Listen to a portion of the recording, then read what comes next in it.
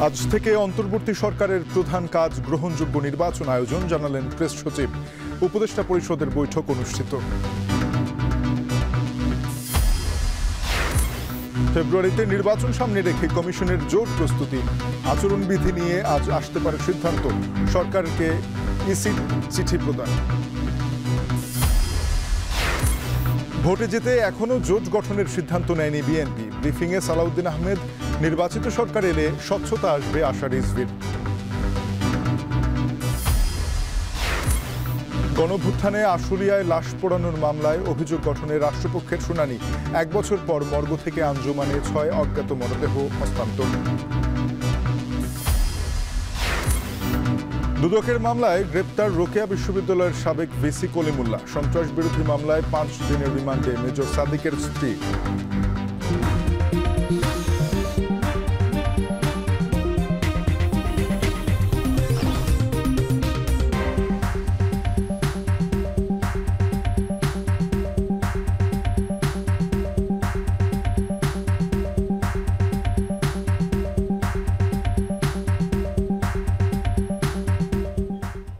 শিরোনাম শুনছিলেন, স্বাগত। এখন বিকেলে আপনাদের সাথে আছি তানজিম শাফিন। 5 আগস্টের পর অন্তর্বর্তী সরকারের প্রথম অধ্যায় শেষ হয়েছে। দ্বিতীয় অধ্যায়ে সরকারের প্রধান কাজ আসন্ন জাতীয় সংসদ নির্বাচন সুষ্ঠুভাবে আয়োজন করা। সচিবালয় উপদেষ্টা পরিষদের বৈঠকে কথা বলেন অন্তর্বর্তী সরকারের প্রধান উপদেষ্টা ডক্টর মোহাম্মদ ইউনূস। অন্তর্বর্তী সরকার দায়িত্ব নেওয়ার পর দ্বিতীয়বারের মতো সচিবালয় উপদেষ্টা পরিষদের বৈঠক অনুষ্ঠিত হয়। বৈঠকে আশু বাস্তবায়নযোগ্য কাজগুলো ডিসেম্বরের মধ্যেই শেষ করার নির্দেশ দেন প্রধান উপদেষ্টা।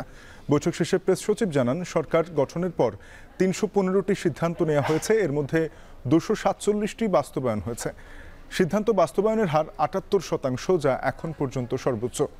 আর এ সময়ে 56টি অধ্যাদেশ জারি করেছে সরকার। প্রেস সচিব জানান, নির্বাচন, পুলিশ, বিচার, দুদক ও জনপ্রশাসন নিয়ে সংস্কার কমিশনের 121টি সুপারিশের মধ্যে 16টি বাস্তবায়ন হয়েছে। বাকি সুপারিশগুলো দ্রুত বাস্তবায়নের নির্দেশ দেন প্রধান উপদেষ্টা। এ সময় মাইলস্টোন দুর্ঘটনায় শিক্ষার্থীদের বাঁচাতে গুরুত্বপূর্ণ অবদান রাখায় নিহত শিক্ষক মেহেরিন চৌধুরীর নামে শিক্ষা মন্ত্রণালয়ের উদ্যোগে একটি অ্যাওয়ার্ড দেওয়ার সিদ্ধান্ত নিয়েছে উপদেষ্টা পরিষদ। আজকের থেকে উনি বলেছেন যে আজকের থেকে দ্বিতীয় অধ্যায় শুরু, এবং উনি বলেছেন যে এই দ্বিতীয় অধ্যায়ের প্রথম এবং প্রধান কাজ হলো নির্বাচন সুন্দরভাবে করা। এটাই প্রধান কাজ। ইউএস আমাদের উপরে 20% ট্যারিফ ইম্পোজ করেছে, এবং যেটা সত্যিকার অর্থে আমাদের যারা কম্পিটিটর তাদের থেকে আমরা বলবো যে আমরা একটা এখন মোটামুটি একই বা ভালো অবস্থানে আছি।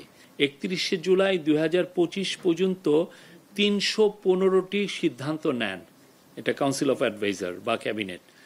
তার মধ্যে বাস্তবায়িত হয়েছে 247টি, এবং এর মধ্যে শতকরা হার হচ্ছে 78.41। 2026-এর ফেব্রুয়ারিতে ভোট আয়োজনে প্রধান উপদেষ্টার কার্যালয়ের দেয়া চিঠি পেয়েছে নির্বাচন কমিশন। সকালে কমিশন সচিব আখতার আহমেদ এ তথ্য নিশ্চিত করেন। এর আগে বুধবার রাতে প্রধান উপদেষ্টা কার্যালয় থেকে ইসিকে এ চিঠি দেওয়া হয়। এতে অবাধ, সুষ্ঠু ও উৎসব মুখর জাতীয় নির্বাচন আয়োজনে প্রয়োজনীয় কার্যক্রম গ্রহণ করতে অনুরোধ করেন প্রধান উপদেষ্টার মুখ্য সচিব এম সিরাজউদ্দিন মিয়া। গত 15 বছরে নাগরিকদের ভোট দিতে না পারার প্রেক্ষাপট তুলে ধরে আগামী নির্বাচনে ভোট উৎসবের মধ্য দিয়ে স্মরণীয় করার কথা জানানো হয় চিঠিতে। বুধবার দুপুরে প্রধান নির্বাচন কমিশনার উল্লেখিত সময়ের মধ্যেই ভোট আয়োজনের প্রস্তুতির কথা তুলে ধরেন। জানান, 2026-এর ফেব্রুয়ারিতে আগামী জাতীয় সংসদ নির্বাচন করতে ভোটের অন্তত 2 মাস আগে তফসিল দিতে প্রস্তুতি নিচ্ছে নির্বাচন কমিশন। এরই অংশ হিসেবে সংসদ নির্বাচনে রাজনৈতিক দল ও প্রার্থীর আচরণ বিধিমালা, আরপিও সংশোধন, প্রবাসী ভোট পদ্ধতির অগ্রগতি সহ কয়েকটি বিষয়ে সিদ্ধান্ত নিতে সিইসির সভাপতিত্বে সকাল থেকেই কমিশনের সভা করছে নির্বাচন কমিশন।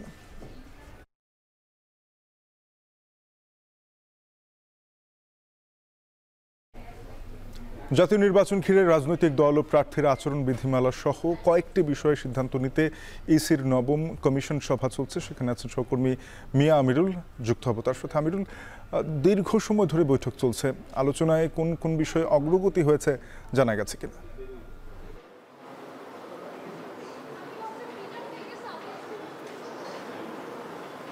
শাপিন 5 ঘন্টারও বেশি সময় ধরে কিন্তু এই বৈঠকটি চলছে। আমরা এখন পর্যন্ত যে বিষয়টি জানতে পেরেছি যে আজকের বৈঠকের যে দুইটি বিষয় ছিল এর মধ্যে অন্যতম যে রাজনৈতিক দলের এবং প্রার্থীর যে আচরণ বিধিমালা সেটি বলা চলে মোটামুটি চূড়ান্ত পর্যায়ে এসেছে। আমরা দেখেছিলাম যে সকাল 11টায় বৈঠকটি শুরু হয়ে দুপুর 2টা পর্যন্ত চলেছিল। এর মধ্যভাগে কিন্তু আমরা দেখেছিলাম যে বিরতি দিয়ে এখন আবার বসেছে কমিশনের কর্মকর্তারা এবং এই যে এখানটায় আচরণ বিধিমালা মূলত চূড়ান্ত করা হচ্ছে। এর মধ্যে অন্যতম হিসেবে থাকছে যে প্রার্থীরা যারা প্রচারণা করুন, বিশেষ করে সামাজিক যোগাযোগ মাধ্যমের যে ব্যবহার সেটি নিয়ে একটি নির্দেশনা আসতে যাচ্ছে এবং সেই সাথে অন্যান্য যে বিষয়গুলো রয়েছে যেমন ব্যানার এবং ফেস্টুন বিলবোর্ডের যে বিষয়টি আমরা কিন্তু দেখেছিলাম যে খসড়ার মধ্যে যেটি বলা হয়েছিল যে এবার কিন্তু পোস্টারের যে ব্যবহার সেটি কিন্তু ব্যবহারে বাধা বা কিংবা রাখা না হতে পারে এবং সেই সাথে এআই প্রযুক্তির ব্যবহারটিও কিন্তু রয়েছে এবং একই সাথে আপনি জেনে থাকবেন যে যেহেতু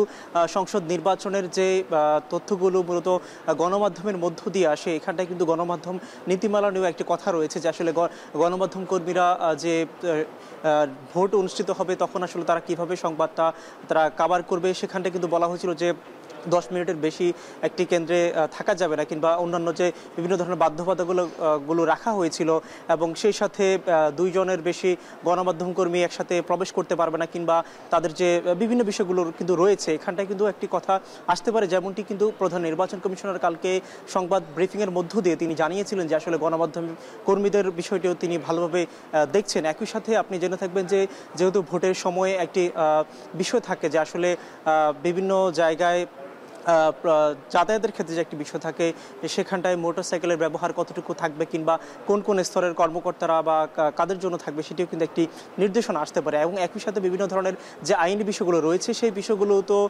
কিছুটা জটিলতা রয়েছে। আমরা সচিবের মধ্য দিয়ে তেমনটি জানতে পারছিলাম যিনি মূলত এই সভায় রয়েছেন, আমরা কিন্তু তিনি আমাদেরকে সেই বিষয়টি নিশ্চিত করেছেন এবং বলা চলে প্রায় 5 ঘন্টার বেশি সময় ধরে যে বৈঠকটি চলছে সেটি কিন্তু বলা চলে আরও কিছুক্ষণ পর হয়তো বা আমরা ব্রিফিংয়ের মধ্য দিয়ে চূড়ান্ত আপডেট জানাতে পারবো যে আসলে আজকে কোন বিষয়গুলো চূড়ান্তভাবে সম্পন্ন হচ্ছে। শাপিন, আপনি নিশ্চয়ই নির্বাচন কমিশনের বৈঠক পরবর্তী ব্রিফিংয়ে আমাদেরকে জানিয়ে দেবেন যে নবম সভায় আসলে কি কি সিদ্ধান্ত নেওয়া হলো। নির্বাচন কমিশন সচিবালয় থেকে যুক্ত হয়েছিলেন সহকর্মী মিয়া আমিরুল। এদিকে নির্বাচন সামনে রেখে এখনও জোট গঠনের সিদ্ধান্ত নেয়নি বিএনপি, তবে যুগপৎ আন্দোলনে সমমনাদের নিয়ে ভোটে যাবে দলটি। গুলশানের নিজ বাসভবনে সাংবাদিকদের সাথে মতবিনিময়ে কথা জানান বিএনপির স্থায়ী কমিটির সদস্য সালাউদ্দিন আহমেদ। এ সময় তিনি আরও বলেন, ইসির কাছে সরকারের চিঠি পাঠানোর অপেক্ষায় ছিল গোটা জাতি, এটি অত্যন্ত ইতিবাচক।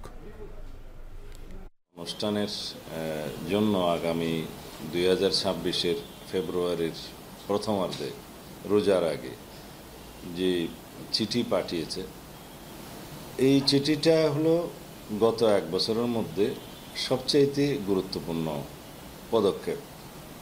নির্বাচন কমিশন অফিসিয়ালি এই চিঠি পাওয়ার জন্যই এতদিন অপেক্ষা করছিল, সারা জাতি অপেক্ষা করছিল, আমরা অপেক্ষা করছিলাম। সুষ্ঠু সুন্দর একটা নির্বাচন অনুষ্ঠান করা, নিজেদের ভোটাধিকার উৎসবের মতো করে প্রদান করা, সেখানে আইনশৃঙ্খলা বাহিনীর ভূমিকাটা গৌণ হবে। এখানে প্রার্থী মানসিকতা এবং ভোটারদের মানসিকতায় মুখ্য হবে। জবাবদিহিতা না থাকার কারণেই দেশে অনেক দুর্ঘটনা ও গুজব ছড়াচ্ছে। নির্বাচিত সরকার দায়িত্ব নিলে সব জায়গায় স্বচ্ছতা আসবে বলে মনে করেন বিএনপির সিনিয়র যুগ্ম মহাসচিব রুহুল কবির রিজভী। সকালে উত্তরায় মাইলস্টোন স্কুলে বিমান বিধ্বস্তের ঘটনায় অগ্নিদগ্ধ হয়ে নিহত মাসুমা বেগমের পরিবারের সাথে দেখা করে কথা বলেন তিনি। এ সময় তিনি আরও বলেন, জনগণের আকাঙ্ক্ষার অনেকখানি প্রতিফলন হয়েছে জুলাই সনদে। কক্সবাজারের ঘটনায় এনসিপি নেতারা লুকোচুরি করে জনগণের মনে সংশয় তৈরি করেছেন বলেও মন্তব্য করেন রুহুল কবির রিজভী।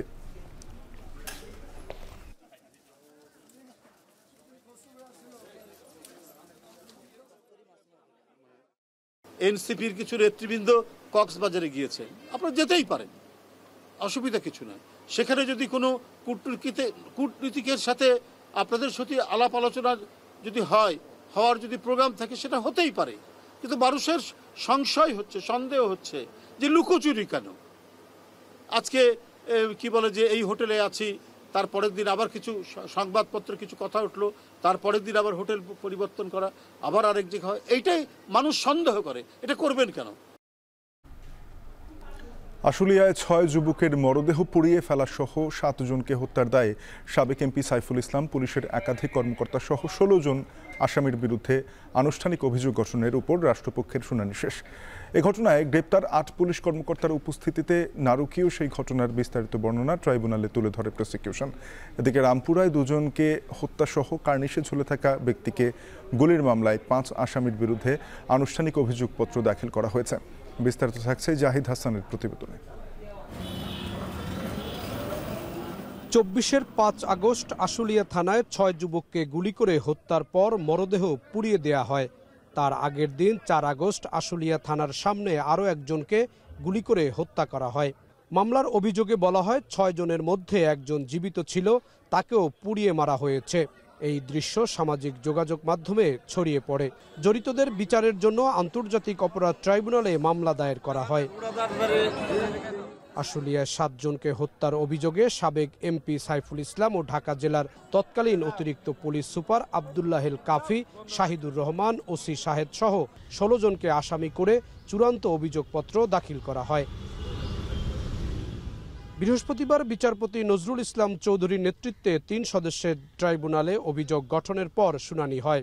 তার আগেই ট্রাইব্যুনালে হাজির করা হয় পুলিশ কর্মকর্তা আবদুল্লাহিল কাফি, শহীদুল ইসলাম সহ ৮ জনকে। তাদের উপস্থিতিতে সেদিনের সেই হত্যাকাণ্ডের বর্ণনা তুলে ধরেন প্রসিকিউশন। আসামিদের বিরুদ্ধে পারস্পরিক যোগসাজশে অপরাধ সংগঠনের অভিযোগ আনা হয়েছে। রাষ্ট্রপক্ষের শুনানি শেষ হয়েছে। আসামি পক্ষের শুনানি ১৩ই আগস্ট। সংশ্লিষ্ট এলাকার সাবেক এমপি সাইফুল ইসলাম সহ যে ১৬ জনের বিরুদ্ধে ফরমাল চার্জ দাখিল করেছিলাম, সেই মামলায় আজকে চার্জ হিয়ারিংয়ের দিন ধার্য ছিল। আজকে প্রসিকিউশনের পক্ষে চার্জ হিয়ারিং আমরা কমপ্লিট করেছি। ডিফেন্স সময় চাওয়ায় অনারেবল ট্রাইব্যুনাল সন্তুষ্ট চিত্তে আগামী ১৩ তারিখ অর্থাৎ ১৩ই আগস্ট ডিফেন্সের শুনানির এবং তাদের কিছু আবেদন আছে, সেই আবেদনগুলোর শুনানির জন্য দিন ধার্য করেছে। ট্রাইব্যুনালে প্রসিকিউটর গাজী এম.এইচ. তামিম বলেন, আশুলিয়ার হত্যাকাণ্ডে আসামিরা একে অপরকে সহযোগিতা করে আন্তর্জাতিক অপরাধ ট্রাইব্যুনালের আইনে অপরাধ করেছেন। জুলাই গণঅভ্যুত্থান চলাকালে আশুলিয়া এলাকায় ২৯ জনকে গুলি করে হত্যা করা হয়েছে। এটাই হলো টোটাল ইনভেস্টিগেশন। এর মধ্য থেকে ৪ তারিখে একজনকে হত্যা এবং ৫ তারিখে ৬ জনকে হত্যা, এই ৭ জনকে হত্যার জন্য আজকের যে ফরমাল চার্জের উপর শুনানি হলো সেটা হয়েছে। চিফ প্রসিকিউটরের স্পেশাল যে পাওয়ার এই আন্তর্জাতিক অপরাধ ট্রাইব্যুনাল রুলসে দেওয়া আছে, সেই অনুযায়ী উনি এই টোটাল ২৯ জনের ঘটনা ভিন্ন ভিন্ন আকারে ইনভেস্টিগেশন করছেন এবং ভিন্ন ভিন্ন ফরমাল চার্জ দেওয়ার জন্য উনি আদেশ করেছেন। এদিকে রামপুরা এলাকায় ২ জনকে হত্যা এবং এক আন্দোলনকারী আমির কার্নিশে ঝুলে থাকা অবস্থায় গুলির ঘটনায় আনুষ্ঠানিক অভিযোগপত্র দাখিল করা হয়েছে ট্রাইব্যুনাল ১-এ। এ বিষয়ে পরবর্তীতে শুনানি করে আদেশ দেওয়া হবে। আসামি করা হয়েছে ডিএমপির সাবেক পুলিশ কমিশনার হাবিবুর রহমান সহ ৫ জনকে। জাহিদ হাসান, এখন, ঢাকা। গণঅভ্যুত্থানের ১ বছর পর ঢাকা মেডিকেলের মর্গ থেকে অজ্ঞাত পরিচয়ে ৬ জনের মরদেহ আঞ্জুমাল মফিদুলে হস্তান্তর করা হয়েছে। গেল ১ বছর তাদের খোঁজে কেউ না আসায় বেওয়ারিশ হিসেবে মরদেহগুলো দাফনের সিদ্ধান্ত নেয় ডিএমপি। রাজধানীর জুরাইন কবরস্থানে তাদের দাফন করা হবে। প্রতিবেদনে দেখুন বিস্তারিত। একে একে বের হচ্ছে জুলাই অভ্যুত্থানের নিহত ৬টি লাশ। গেল ১ বছরেও এদের খোঁজে কেউ না আসায় লাশের আগে যুক্ত করা হয়েছে বেওয়ারিশ। বৃহস্পতিবার দুপুরে লাশগুলো দাফনের জন্য আঞ্জুমান মুহফিদুলের কাছে হস্তান্তর করে ঢাকা মেডিকেল কর্তৃপক্ষ। ঢাকা মেডিকেলে ফরেনসিক বিভাগ বলছে, আগস্টের ৭ থেকে ১৪ তারিখের মধ্যে লাশগুলো ঢাকা মেডিকেলে আনা হয়। এদের একজনকে গুলি করে ও বাকিদের ভোঁতা অস্ত্রের আঘাতে খুন করা হয়েছে। যেহেতু আনআইডেন্টিফাইড ছিল, তো বডিগুলো আমাদের মর্গে ওনারা রেখেছিলেন। তো যাই হোক, আজকে আমরা সেই ডেড বডিগুলো আবার পুলিশের মাধ্যমে আঞ্জুমান মফিদুলকে হস্তান্তরের ব্যবস্থা ওনারা করেছেন। যে লাশগুলি ছিল আননোন, যেটা 6টা বডি ছিল, তার মধ্যে একটা ছিল শর্টগান ইঞ্জুরি, আর বাকি 5টা ডেড বডি ছিল সেগুলো হলো ব্লান্ট ট্রমা। মানে সেটা হলো ভূতা কোনো অস্ত্র দিয়ে আঘাত করে মারা হয়েছে। নিহতদের প্রত্যেকের বয়স ২২ থেকে ৩২-এর মধ্যে। এদের একজন নারী ও একজনের নাম এনামুল বলে জানা গেছে। ডিএমপির যুগ্ম কমিশনার ফারুক আহমেদ জানান, চামড়া নষ্ট হয়ে যাওয়ায় ফিঙ্গারপ্রিন্টের মাধ্যমেও তাদের পরিচয় শনাক্ত করা যায়নি। তবে মরদেহগুলোর ডিএনএ সংরক্ষণ করা হয়েছে যেন ভবিষ্যতে তাদের পরিচয় শনাক্ত করা সম্ভব হয়। এই লাশগুলো প্রত্যেকটাই আমরা নাম্বার দিয়ে সিরিয়াল দেওয়া আছে। এগুলো যেখানে কবরস্থ করা হবে সেখানে এগুলোর সিরিয়াল থাকবে, প্ল্যাকার্ড থাকবে, যাতে ভবিষ্যতে যদি কেউ এই ডিএনএ স্যাম্পল কালেক্ট করা আছে যদি কোনো আইডেন্টিফাই হয়ে যায় তখন আমরা সেই লাশগুলো সেভাবে সিদ্ধান্ত নিতে পারবো। আনুষ্ঠানিক সব প্রক্রিয়া শেষে রাজধানী জুরাইন কবরস্থানে অজ্ঞাত এই 6 জনকে দাফন করা হয়েছে। আতিক মেজবা লগ্ন, এখন, ঢাকা। দুদকের দায়ের করা একটি মামলায় বেগম রোকেয়া বিশ্ববিদ্যালয়ের সাবেক ভিসি নাজমুল আহসান কলিমুল্লাহকে গ্রেপ্তার করেছে পুলিশ। দুপুরে ডিএমপির মিডিয়া সেন্টারে এক ব্রিফিংয়ে তিনি একথা জানানো হয়। এ সময় জানানো হয় দুদকের সাথে এ নিয়ে আলোচনা চলছে। নির্ধারিত সময়ের মধ্যে দুদকের কাছে বেরোবির সাবেক ভিসিকে হস্তান্তর করা হবে। তার বিচার আদালতে কি হবে না সেটি দুদকই দেখবে বলে জানিয়েছে ডিএমপির উপ পুলিশ কমিশনার মোহাম্মদ তালেবুর রহমান। সাবেক উপাচার্য নাজমুল আহসান কলিমুল্লাহকে মিন্টু রোডের ডিবি কার্যালয়ে আনা হয়েছে।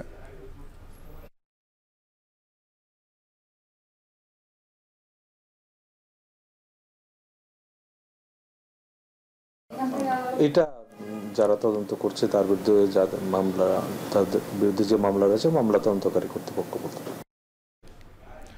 রোকেয়া বিশ্ববিদ্যালয়ের সাবেক উপাচার্য নাজমুল আহসান কলিমুল্লাহকে আদালতে নেওয়া হয়েছে। এ নিয়ে আরও জানাতে মহানগর দায়রা জজ আদালত থেকে যুক্ত হয়েছেন সহকর্মী রাব্বি হোসেন।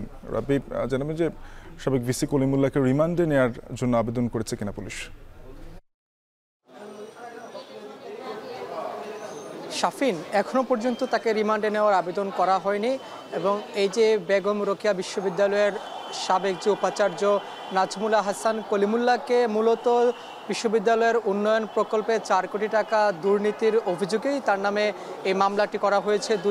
দুদক করেছিল এই মামলাটি। শুধু এই নাজমুল আহসান কলিমুল্লাহই নয়, বিশ্ববিদ্যালয়ের আরও এমন 5 জনের নামে সাবেক আরেক উপাচার্য সহ প্রকল্পের যারা সংশ্লিষ্ট রয়েছেন তাদের নামে মূলত এই মামলাটি করা হয়েছে 18 জুন। গত 18 জুন এই মামলা করা হয়েছে এবং মূলত তাকে আজকে সকালেই গ্রেপ্তার দেখানো হয়েছে এই দুদকের এই মামলায় এবং তাকে কিছুক্ষণ আগেই আদালতের এজলাসে তোলা হয়েছে। বিচারক যদিও এখনও বসেননি, তবে কিছুক্ষণের মধ্যেই তার এই মামলার শুনানি অনুষ্ঠিত হবে। মূলত তার বিরুদ্ধে একাধিক অভিযোগ রয়েছে।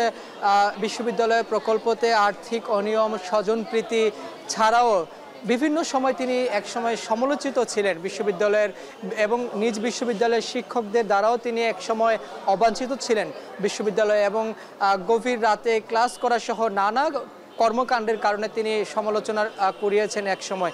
এবং এই যে 5ই আগস্টের পরে মূলত তাকে তেমন একটা সরব দেখা যায়নি এবং গতকাল আজকেই মূলত তাকে গ্রেপ্তার করা হয়েছে এবং দুদক যেটা জানিয়েছে, নাম সর্বস্ব প্রতিষ্ঠানকে এই 30 কোটি টাকা মূল্যের তিনি যে প্রকল্পটি রয়েছে সেখানে তিনি অনুমোদন দিয়েছিলেন এবং সেখানে আর্থিক অনিয়ম হয়েছে। এর আগে বিশ্ববিদ্যালয়ের প্রশাসন থেকে শুরু করে বিশ্ববিদ্যালয়ের শিক্ষক শিক্ষার্থীরা বিশ্ববিদ্যালয়ে নানা সময় তারা এই প্রতিবাদ জানিয়েছিলেন। তার বিরুদ্ধে অবাঞ্ছিত ঘোষণা করে সংবাদ সম্মেলনও করেছিলেন বিশ্ববিদ্যালয়ের এক শিক্ষার্থীদের এবং শিক্ষকদের একাংশ। পাশাপাশি এছাড়া আমরা দেখেছি যে আজকে মূলত এই বেগম রোকেয়া বিশ্ববিদ্যালয়ের আরেকজন উপাচার্য KM নুরুন নবী সহ 5 জনের বিরুদ্ধে দেশ থেকে নিষেধাজ্ঞাও দেওয়া হয়েছে আদালত, কারণ এই সংশ্লিষ্ট মামলায় তাদের নাম রয়েছে। যেহেতু আজকে এই নাজমুল আহসান কলিমুল্লাহকে গ্রেপ্তার করা হয়েছে, মূলত অন্য যে আসামিরা রয়েছে তারা পলাতক হওয়ার সম্ভাবনা রয়েছেন, যার কারণে তাদেরকে দেশ ত্যাগ করা নিষেধাজ্ঞা আরোপ করেছেন আদালত। এই বিষয় নিয়ে কিছুক্ষণের মধ্যে আরেকটি শুনানি অনুষ্ঠিত হবে। তবে তার বিষয়ে রিমান্ডের আবেদন করা হয়েছে কি না এই বিষয়টি এখন পর্যন্ত আমরা দেখতে পাইনি। তবে যতটুকু জানতে পেরেছি যে তাকে এই মামলায় গ্রেপ্তার দেখিয়ে কারাগারে পাঠানো হবে, পরবর্তীতে তাকে রিমান্ড চাওয়া হতে পারে বলে আমাদেরকে দুদকের যে সংশ্লিষ্ট এখানে পাবলিক প্রসিকিউটররা যারা রয়েছেন তারা জানিয়েছেন। এর আগে দুদক কার্যালয়ে একটি ব্রিফিং হয়েছে, দুদকের যিনি পরিচালক রয়েছেন তিনিও এই বিষয়ে কথা বলেছেন, বিস্তারিত তুলে ধরেছেন। কিছুক্ষণের মধ্যে তার শুনানিটি শেষ হলে আমরা আরও বিস্তারিত জানতে পারবো যে কোন কোন বিষয়গুলো দুদকের পাবলিক প্রসিকিউটররা বা রাষ্ট্রপক্ষের আইনজীবীরা তুলে ধরবেন। এই ছিল আমার কাছে সবশেষ খবর আদালত থেকে। মহানগর দায়রা জজ আদালত থেকে যুক্ত হয়েছেন সহকর্মী রাব্বি হোসেন। কোনো গেরিলা প্রশিক্ষণ নয়, কিছু সময়ের জন্য বসুন্ধরার কেবি কনভেনশন হলে স্বামীসহ দাওয়াতে গিয়েছিলেন বলে আদালতে দাবি করেছেন গ্রেফতার হওয়া মেজর সাদেকুলের স্ত্রী সুমাইয়া জাফরিন। অন্যদিকে রাষ্ট্রপক্ষ বলছেন, পুলিশ কর্মকর্তা পরিচয়ে জাফরিনই প্রশিক্ষণের জন্য ভাড়া নেন এই হলটি। সিসিটিভি ক্যামেরাও বন্ধ করায় জাফরিন। শুনানি শেষে সুমাইয়া জাফরিনের 5 দিনের রিমান্ড মঞ্জুর করেন আদালত। গত 8 জুন বসুন্ধরা এলাকায় কেবি কনভেনশন হলে গোপনে নিষিদ্ধ সংগঠন ছাত্রলীগ ও কার্যক্রম নিষিদ্ধ আওয়ামী লীগের নেতাকর্মীদের প্রশিক্ষণ দেওয়ার অভিযোগ ওঠে মেজর সাদিকুল হক ও তার স্ত্রী সুমাইয়া জাফরিনের বিরুদ্ধে। এই ঘটনায় নানা আলোচনার জন্ম দেয় রাজনৈতিক মহলে। পরে সেনা হেফাজতে নেওয়া হয় মেজর সাদিকুলকে। বুধবার রাতে ডিবির গোয়েন্দা অভিযানে গ্রেপ্তার করা হয় মেজর সাদিকুলের স্ত্রী সুমাইয়া জাফরিনকে। বৃহস্পতিবার তাকে রাজধানীর ভাটারা থানার সন্ত্রাস বিরোধী মামলায় 7 দিনের রিমান্ড আবেদন করে তোলা হয় আদালতে। মামলার তদন্তকারী কর্মকর্তা বলেন, অপারেশন ঢাকা ব্লকেডের একজন অ্যাডমিন সদস্য ছিলেন সুমাইয়া জাফরিন। গোপনে প্রশিক্ষণের মাধ্যমে পল্টন, শাহবাগ, ঢাকা বিশ্ববিদ্যালয় সহ একাধিক এলাকায় নাশকতা করে সরকার পতনের উদ্দেশ্য ছিল তাদের। রাষ্ট্রপক্ষের আইনজীবীরা জানান, প্রশিক্ষণ স্থলের সিসিটিভি ফুটেজ সহ সকল তথ্য উপাত্ত মুছে ফেলা হয়। রিমান্ডে নিয়ে ওনাদেরকে সুন্দর এবং যে উদ্ধার হয়েছে, যেগুলো মেশিনারি উদ্ধার হয়েছে, আলামত উদ্ধার হয়েছে, এগুলা দেখিয়ে ওনাদেরকে কী ঘটনা ঘটেছিল, কারা জড়িত ছিল, কেন ঘটেছিল, মাস্টারমাইন্ড কারা, কোন দেশের এজেন্সি তাদেরকে অর্থ যোগান দিয়েছে, কারা কারা এই সরকারের বিরুদ্ধে ষড়যন্ত্র করছে, এই তথ্য জানার জন্য আয়ুষ সাহেব প্রার্থনা করেছেন। পরে সুমাইয়া জাফরিনকে 5 দিন ও অপর আসামি আদনানকে 7 দিনের রিমান্ড মঞ্জুর করেন আদালত। এদিন আদালতে কোনো গেরিলা প্রশিক্ষণ দেওয়ার জন্য না গেলেও ঘটনাস্থলে উপস্থিত ছিলেন বলে আদালতে স্বীকার করেন সুমাইয়া জাফরিন। শুধু মেজরের ওয়াইফ হিসাবে এই মামলায় আমাকে সম্পৃক্ত করা হবে, যেটা আইনের শাসনের পরিপন্থী এবং ন্যায় বিচারের পরিপন্থী। আমরা বিজ্ঞ আদালতে সেটা বলেছি। আমরা বিজ্ঞ আদালতে বলেছি যে যেহেতু এই মামলায় আমার কোনো সম্পৃক্ততা নাই এবং জামিন আমরা সেই হিসাবে জামিন চেয়েছি এবং রিমান্ডের কোনো সুনির্দিষ্ট কোনো এইখানে কোনো উপাদান নেই এবং রিমান্ডে দেওয়ার মতন বা রিমান্ডে দেওয়ার মতন এখানে কোনো তথ্য উপাত্ত ছিল না। এদিকে এদিন শাহবাগ থানার রায় জালিয়াতির মামলায় সাবেক প্রধান বিচারপতি ABM খায়রুল হককে 7 দিনের রিমান্ড শেষে কারাগারে পাঠিয়েছেন আদালত। রাব্বি হোসেন, এখন, ঢাকা। প্রবল বৃষ্টিতে পানির তোড়ে ধসে পড়েছে চট্টগ্রামের বাইজিদ অক্সিজেন মোড় সড়কের শীতল ঝর্ণা খালের উপর নির্মিত ব্রিজের অর্ধেকাংশ। এতে রাস্তার অন্য পাশ দিয়ে চলাচল করতে হচ্ছে যানবাহন, ফলে বেড়েছে যানজট, ভোগান্তিতে পড়েছে নগরবাসী। জলাবদ্ধতা প্রকল্পে দুর্বলতার কারণে বেশ কিছুদিন ধরেই ব্রিজটি ঝুঁকিপূর্ণ ছিল বলে দাবি মেয়রের। এ অবস্থায় দ্রুততম সময়ে নতুন করে ব্রিজের নির্মাণ কাজ শুরুর আশ্বাস সিটি কর্পোরেশনের। কাজী মাহফুজ জানাবেন বিস্তারিত। ভোর 5:30, মাত্র 30 মিনিটের ব্যবধানে ধসে পড়ে ব্রিজের অর্ধেকটাই। ভোরের আলো ফুটতে আতঙ্ক ছড়িয়ে পড়ে জনমনে। এ দৃশ্য চট্টগ্রাম নগরীর বাইজিদ অক্সিজেন মোড় সড়কের স্টারশিপ এলাকার। মধ্যরাত থেকে টানা বৃষ্টিতে পানির চাপ বাড়ে নগরীর শীতল ঝর্ণা খালের উপর নির্মিত এই ব্রিজে। পানির তোড়ে মুহূর্তেই ভেঙে পড়ে ব্রিজটির অর্ধেকাংশ, ফলে বন্ধ হয়ে যায় যান চলাচল। সড়কের অন্য পাশ দিয়ে গাড়ি চলাচল করলেও যানজট বাড়ায় চরম ভোগান্তিতে পড়েছেন নগরবাসী। গাড়িগুলো বন্ধ করে দিয়ে আমরা ব্যারিকেড দিয়ে দিয়েছি, গাড়িগুলো না উঠে ক্ষয়ক্ষতি না হয়, মানুষের ক্ষয়ক্ষতি না হয়। দুটোকের মধ্যে কি ব্রিজ ভাঙি পড়ে গেছে। ব্রিজটা তো অনেক আগের, তো ব্রিজটা তার রাতারাতি বড় করতে পারেনি। আমরা তাদেরকে রিকোয়েস্ট করছিলাম, আপনারা একই সাথে আমাদের খালের সাথে আমাদের ব্রিজটাও করে দেন। তারা এভরিথিং ওকে, আমরা টেন্ডার যাচ্ছি সহজ। দুর্ঘটনাস্থলে এসে সিটি মেয়র জানান, জলাবদ্ধতা নিরসন প্রকল্পের দুর্বলতার কারণেই ধীরে ধীরে সেতুর দুই পাশ থেকে মাটি সরে গিয়ে ব্রিজটি ভেঙে পড়ে। তো আলটিমেটলি আমরা এখন কাজ ধরবো। আমাদের এটা প্রায় 8 কোটি টাকার একটা বাজেট আছে। আমরা আশা করছি এটা আমরা, যেহেতু ভারী বর্ষণ হচ্ছে, বর্ষাকাল এখনও শেষ হয়নি, এখনও শ্রাবণ মাস, কাজ বর্ষা শেষ হওয়ার পরে আমরা ইনশাল্লাহ কাজে হাত দেব এবং আমরা আশা করছি এটা আমরা দ্রুত কাজগুলো করতে পারবো বলে আমরা আশা করছি। নগরীর বাইজিদ বোস্তামি সড়কের অক্সিজেন অংশ খুবই গুরুত্বপূর্ণ। ব্রিজটি দিয়ে নগরীর 2 নম্বর গেট থেকে অক্সিজেন হয়ে হাটহাজারী, রাউজান, ফটিকছড়ি, খাগড়াছড়ি ও রাঙ্গামাটির লাখ লাখ মানুষ প্রতিদিন যাতায়াত করেন। এছাড়াও এই এলাকায় পোশাক কারখানা সহ বিভিন্ন ধরনের শিল্প প্রতিষ্ঠান ও শিক্ষা প্রতিষ্ঠান রয়েছে। প্রতিদিন গাড়িসহ প্রচুর পরিমাণ যানবাহন চলাচল করে এই সড়কটি দিয়ে। এজন্য সেতুটি দ্রুত সংস্কারের দাবি জানান স্থানীয়রা। পানির চাপটা বেড়েছে এখন, এটা ভালো দিক, ড্রেনে ভালো পানির চাপ থাকাটা ভালো, কিন্তু সেই চাপটা এই ব্রিজটা নিতে পারেনি। এটিও কিন্তু পরিকল্পনার মধ্যে ছিল এবং পরিকল্পনার একটি পার্ট হয়তো ভেঙে গেছে, এখন মানে ভেঙে না গেলেও বা ভাঙতে হতো। এখন মানে এটা আমাদের সৌভাগ্য যে ভেঙে যাওয়ার কারণে কোনো জীবনহানি ঘটে নাই। যেহেতু জীবনহানি ঘটে নাই, কোনো বড় ধরনের দুর্ঘটনা ঘটে নাই, এখন দ্রুততার সাথে বৃষ্টি সম্পন্ন করতে হবে। নগর পরিকল্পনাবিদরা জানান 1980 সালে শীতল ঝর্ণা খালের উপর ব্রিজটি নির্মাণ করার পর নকশায় আর কোনো পরিবর্তন আনা হয়নি। এর মধ্যে সড়ক এবং খালের সম্প্রসারণ হয়েছে বেশ কয়েকবার, ফলে ঝুঁকিপূর্ণ হয়ে পড়ে ব্রিজটি।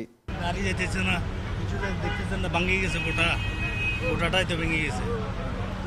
এটা তো অনেক আগে থেকে এরা আর্মিরা কাজ করছে না, ওরাও তো দেখছে মনে হয়।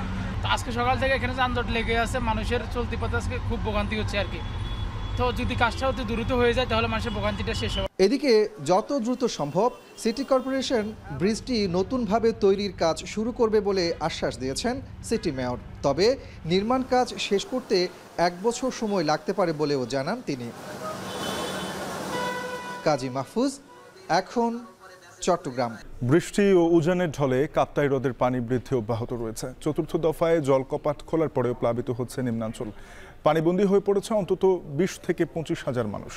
সড়ক ডুবে যাওয়ায় ভেঙে পড়েছে যোগাযোগ ব্যবস্থা। এদিকে তীব্র স্রোত বন্ধ হয়েছে চন্দ্রঘোনায় ফেরি চলাচল। জিয়াউর রহমান জুয়েলের তথ্য ছবিতে দেখুন প্রতিবেদন। রাঙামাটিতে গেল প্রায় 10 দিন ধরে অব্যাহত রয়েছে থেমে থেমে বৃষ্টি আর পাহাড়ি ঢল, যাতে প্রতিনিয়ত বাড়ছে কাপ্তাই হ্রদের পানি আর প্লাবিত হচ্ছে নিম্নাঞ্চল। পানি বৃদ্ধি অব্যাহত থাকায় 5 তারিখে 6 ইঞ্চি করে খোলা হয় কাপ্তাই বাঁধের 16টি জলকপাট। এরপরেও পরিস্থিতির উন্নতি না হয় আরও 3 দফা বাড়িয়ে বর্তমানে 3 ফুট করে খুলে দেওয়া হয়েছে কাপ্তাই গেট। তারপরেও উন্নতি নেই পরিস্থিতির। বৃহস্পতিবার দুপুর পর্যন্ত পানি বইছে 108 ফুট উপর দিয়ে। এদিকে বৃষ্টি আর পাহাড়ি ঢলে হাঁটু পানিতে তলিয়ে গেছে রাঙামাটি সদর, লংগদু, বাঘাইছড়ি ও কাপ্তাই সহ 7 উপজেলার নিম্নাঞ্চল। পানিবন্দী হয়ে পড়েছে অন্তত 20 থেকে 25 হাজার মানুষ। সড়ক ডুবে যাওয়ায় ভেঙে পড়েছে যোগাযোগ ব্যবস্থা। জেলা প্রশাসনের পক্ষ থেকে প্রস্তুত করা হয়েছে আশ্রয় কেন্দ্র।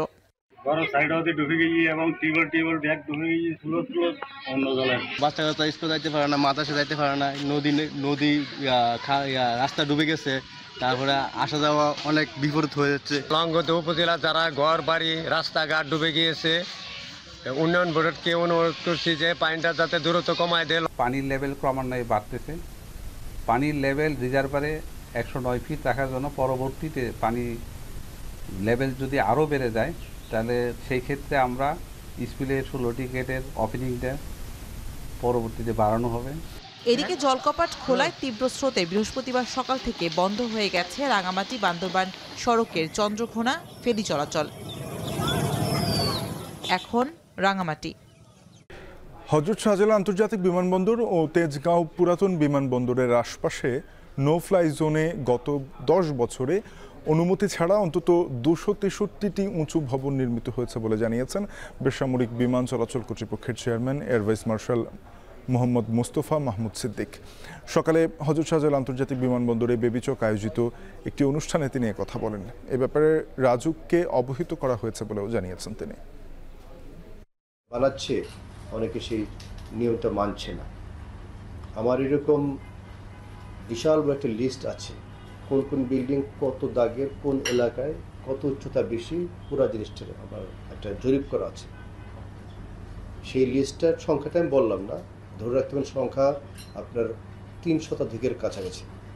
এবং সেই সংখ্যাটা আপনার আমরা এটা রাজুক যে আছে উন্নয়ন করতে হবে তাদের সামনে জিনিসটা পাঠাই। আমরা মেট্রো অথরিটি, আপনি একটা বিল্ডিং বানালেন, নিয়মটা মানলেন না, উচ্চতা বেড়ে গেল, উচ্চতা 20 বাড়ালেন, সেটা আমি যে ভাঙতে পারি না, আমার সেই অথরিটিটা নাই। কৃষকের স্বার্থের সঙ্গে কখনো সমঝোতা করা হবে না। ভারতের পণ্যে যুক্তরাষ্ট্রের অতিরিক্ত 25% শুল্ক আরোপের পর প্রথম প্রতিক্রিয়ায় এমনটাই জানিয়েছেন নরেন্দ্র মোদী। যদিও বক্তৃতার শুল্ক আরোপের কথা উল্লেখ করেননি ভারতীয় প্রধানমন্ত্রী। এমন পরিস্থিতিতে এসসিও সম্মেলনে যোগ দিতে মোদীর সম্ভাব্য চীন সফরের কথা উঠে আসছে গণমাধ্যমে। 7 বছর পর ভারতীয় প্রধানমন্ত্রীর সম্ভাব্য চীন সফরকে গুরুত্ব সহকারে দেখছেন বিশ্লেষকরা। নাফি আরমান মনন জানাবেন বিস্তারিত।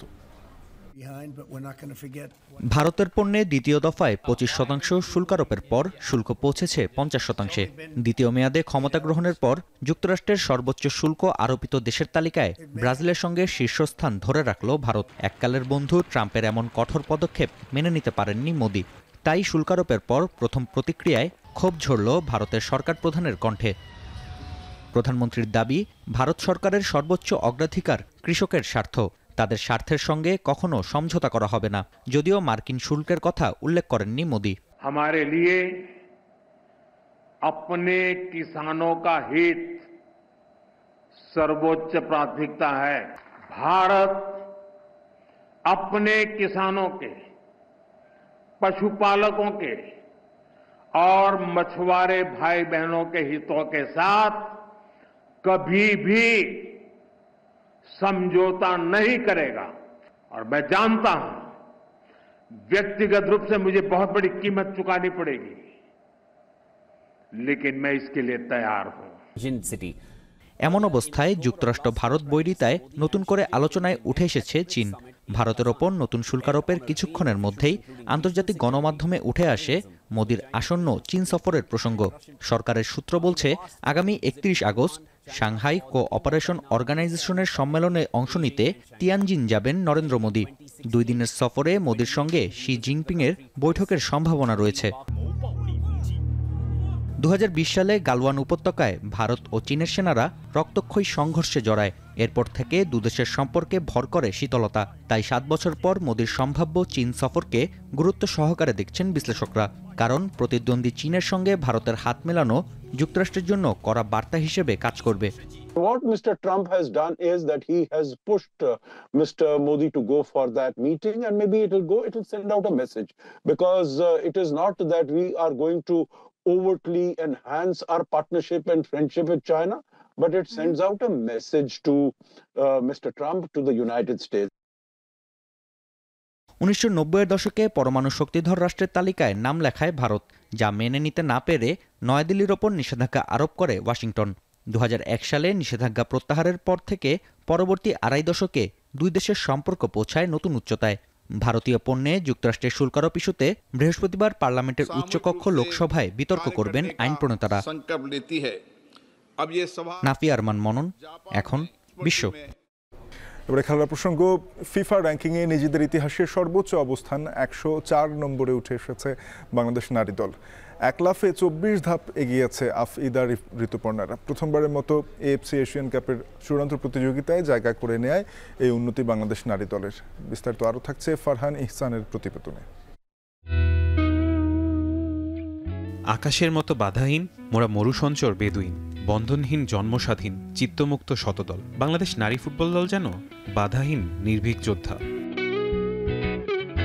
7 আগস্ট বৃহস্পতিবার ফিফা নারী ফুটবলের র্যাঙ্কিং প্রকাশ করেছে। সেই র্যাঙ্কিংয়েই বাংলাদেশ এগিয়েছে নিজেদের ইতিহাসে সর্বোচ্চ 24 ধাপ। পয়েন্টের ভিত্তিতেও বাংলাদেশের সর্বোচ্চ 80.51। ফিফার কোনো র্যাঙ্কিংয়ে বাংলাদেশের এটাই সেরা অর্জন। তাই তো আলাদা করে হাইলাইট হয়েছে লাল সবুজের পতাকা। সাম্প্রতিক সময়ে এশিয়ান কাপ বাছাইয়ের প্রস্তুতির জন্য র্যাঙ্কিংয়ে বেশ এগিয়ে থাকা দুই দল জর্দান ও ইন্দোনেশিয়ার বিপক্ষে ড্র করেছে বাংলাদেশ। দুই দলই বাংলাদেশের চেয়ে এই র্যাঙ্কিংয়ে 30 থেকে 50 ধাপ এগিয়ে ছিল। ভালো দলের সাথে ড্র করায় র্যাঙ্কিংয়ে পড়েছে বড় প্রভাব। সে সময় 133 থেকে 128-এ পৌঁছায় বাংলাদেশ। এশিয়ান কাপ বাছাইয়ে বাংলাদেশের প্রতিপক্ষ মিয়ানমারের র্যাঙ্কিং ছিল 55। 73 ধাপ এগিয়ে থাকা শক্তিশালী মিয়ানমারকে 2-1 গোলে হারিয়ে প্রথমবারের মতো এশিয়া কাপ নিশ্চিত করে বাংলাদেশ। বাহরাইনকেও 7-0 গোলে উড়িয়ে দেয় আফিদারা। বাংলাদেশের পাশাপাশি উন্নতি হয়েছে দক্ষিণ এশিয়ার বেশ কয়েকটি দেশের। 7 ধাপ এগিয়ে 63-তে ভারত, 13 ধাপ এগিয়ে 87-তে নেপাল ও 8 ধাপ এগিয়ে 163-তে ভুটান। নারী ফুটবলের শীর্ষ দলেও এসছে ব্যাপক পরিবর্তন। ইউরো রানার্স আপ স্পেন এখন নাম্বার 1, 2-এ যুক্তরাষ্ট্র ও 3-এ আছে সুইডেন। ফারহান ইহসান, এখন। বিসিবির চুক্তিভুক্ত ক্রিকেটারদের নির্দিষ্ট বেতন কাঠামো থাকলেও কোচদের বেতন নিয়ে নেই কোনো নীতিমালা। বিদেশি হাই প্রোফাইল কোচদের বেতন নির্ধারিত হয় আলোচনা সাপেক্ষে, আর দেশীয় কোচদের বেতন তুলনামূলক অনেকটাই কম। এ নিয়ে বিস্তারিত ফারহান ইহসানের আরও একটি প্রতিবেদনে। বেতন মানে উচ্চবিত্তের বিলাসিতা আর মধ্যবিত্তের নতুন স্বপ্নগোনা। বাংলাদেশ ক্রিকেটের কোচদের বেতন অবশ্য মোটা অঙ্কেরই হয়। এদেশের ক্রিকেটে কোচরা বিভিন্ন পর্যায়ে ভিন্ন ভিন্ন ক্যাটাগরিতে বেতন পান। জাতীয় দলের প্রধান কোচ সাধারণত তুলনামূলকভাবে বেশি বেতন পান, যেখানে স্থানীয় কোচদের বেতন হয় অনেক কম। জাতীয় দলের প্রধান কোচ সাধারণত মাসে 30 লাখ টাকার বেশি বেতন পান, যেমন ফিল সিমন্সের বেতন প্রথম বছরে 30,75,000 টাকা। স্পিন বোলিং কোচ মুস্তাক আহমেদের দৈনিক বেতন 86,100 টাকা। অন্যদিকে স্থানীয় কোচদের বেতন এর চেয়ে অনেক কম। বাংলাদেশ দলে সিনিয়র সহকারী কোচ সালাউদ্দিনের মাসিক বেতন 10 লাখ টাকা। পেস বোলিং কোচ শন টেইটের মাসিক বেতন 17,22,000 টাকা। এছাড়া বাংলাদেশ দলের ফিল্ডিং কোচ জেমস প্যাটেন্টের মাসিক বেতন 13,53,000 টাকা। জাতীয় দলের তুলনায় ঘরোয়া দলের কোচিং স্টাফদের বেতন অবশ্য ভিন্ন। সর্বনিম্ন 14,000 থেকে শুরু করে 1.5 লাখ টাকা বেতন পান স্থানীয় কোচরা। বিভিন্ন স্তরের ক্রিকেট যেমন বয়সভিত্তিক দল, প্রথম বিভাগ ক্রিকেটে কোচদের বেতন তাদের অভিজ্ঞতা, দক্ষতা এবং দলের পারফরমেন্সের উপরও নির্ভর করে। কিছু কোচ ফ্র্যাঞ্চাইজি ভিত্তিক টি-20 লিগে কাজ করে ভালো পারিশ্রমিক পান, কেউ কেউ জাতীয় লিগ ও ডিপিএলও পান হ্যান্ডসাম স্যালারি। ফারহান ইহসান, এখন, ঢাকা। শেষ করবো এখন বিকেল, তার আগে শিরোনামগুলো জানাবো আরেকবার। আজ থেকে অন্তর্বর্তী সরকারের প্রধান কাজ গ্রহণযোগ্য নির্বাচন আয়োজন, জানালেন প্রেস সচিব। উপদেষ্টা পরিষদের বৈঠক অনুষ্ঠিত। ফেব্রুয়ারিতে নির্বাচন সামনে রেখে কমিশনের জোর প্রস্তুতি, আচরণবিধি নিয়ে আজ আসতে পারে সিদ্ধান্ত। সরকারের চিঠি পেয়েছে ইসি। ভোটে জিতে এখনো জোট গঠনের সিদ্ধান্ত নেয়নি বিএনপি। ব্রিফিংয়ে সালাউদ্দিন আহমেদ। নির্বাচিত সরকার এলে স্বচ্ছতা আসবে, আশা রিজভির। গণঅভ্যুত্থানে আশুলিয়ায় লাশ পোড়ানোর মামলায় অভিযোগ গঠনের রাষ্ট্রপক্ষের শুনানি। 1 বছর পর মর্গ থেকে আঞ্জুমানে 6 অজ্ঞাত মরদেহ হস্তান্তর। রোকেয়া বিশ্ববিদ্যালয়ের সাবেক ভিসি কলিমুল্লাহকে কারাগারে প্রেরণ। সন্ত্রাস বিরোধী মামলায় 5 দিনের রিমান্ডে মেজর সাদিকের স্ত্রী। এ ছিল এখন বিকেলে। এখন টেলিভিশনের ওয়েবসাইট দেখতে ভিজিট করুন www.ekon.tv। যুক্ত থাকুন ফেসবুকে facebook.com/tv.ekon এবং ইউটিউবেও চোখ রাখুন youtube.com/c/ekontv।